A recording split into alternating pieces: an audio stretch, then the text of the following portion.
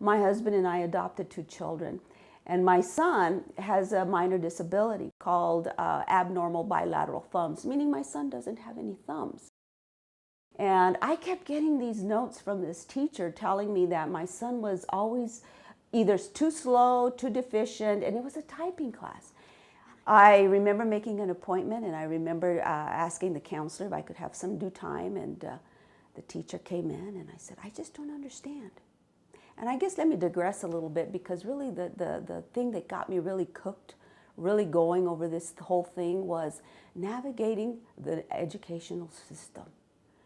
Even before I got to the counselor, boy, did I have to navigate.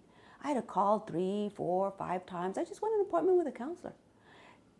Is 3:30 work? No, that's too late, they're gone. Well, is 2:15 soon enough? Well, no, she's got to see teachers. Well, you tell me what time I can come in. So I finally get to the counselor, I finally get to the teacher, and this teacher starts telling me that my son isn't able to complete the time test. And I said, well, what do you mean? He says, well, he misses it because he lifts his hands to put on the keyboard, and then he can't find himself back on the keyboard. And in those days, and you're a typist, now with computers it's a little bit different, but when you have a keyboard, you pretty much, once you become pretty schooled, you know where the keys are, and you can kind of be doing a multitasking and still keep going because you know where the keys are.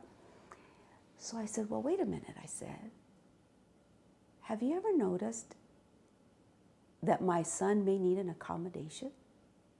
And he says, well, what do you mean? I said, well, when you hit your space bar, what do you use? Oh, he was so embarrassed. He was so embarrassed.